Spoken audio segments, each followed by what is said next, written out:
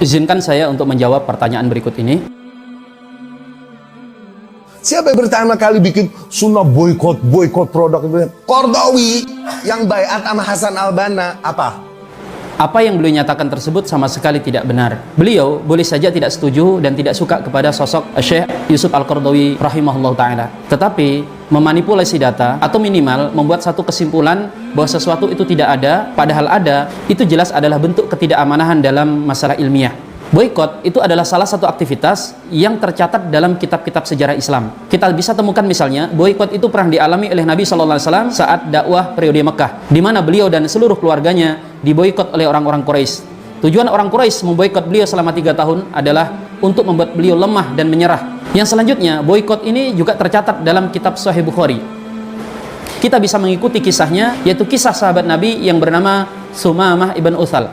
Beliau menyatakan keislamannya kepada Nabi SAW, di mana pembuka kalimat imannya dia mengatakan kepada Nabi SAW, "Wahai Muhammad, tadinya wajah engkau adalah wajah yang paling aku benci, tapi sekarang wajahmu menjadi wajah yang paling aku cintai. Dan tadinya agamamu adalah agama yang paling aku benci, sekarang menjadi agama yang paling aku cintai. Dan negerimu ini adalah negeri yang paling aku benci, sekarang menjadi negeri yang paling aku cintai."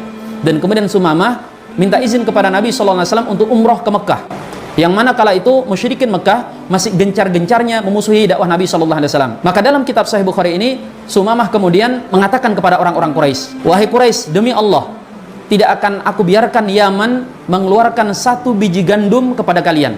Karena Sumamah ini adalah salah seorang tokoh dari Yaman. Sumamah menyatakan bahwa dia akan memboikot Quraisy dengan tidak membiarkan ada komoditi yang diperjualbelikan antara Yaman dengan Mekah. Dalam Tarikh Ibnul Hisham, di kitab ini dijelaskan lebih lanjut bahwa orang-orang Quraisy itu kemudian ketakutan dengan aksi boikot yang dilakukan oleh Sumamah ibn Uthal. Mereka langsung mengirim surat kepada Nabi SAW dan memohon-mohon untuk agar Sumamah tidak memboikot mereka. Dan kemudian kalau kita membuka dalam kitab Al-Bidayah wa Nihayah, karya Al-Imam Ibnu Katsir, di dalam kitab ini beliau berkata, "Wa fi yaumil arbi'a khamis wa asyarah nudiya bil buldan alla yu'amal al-French al-banadiqah wal janawiyah wal kaitalan."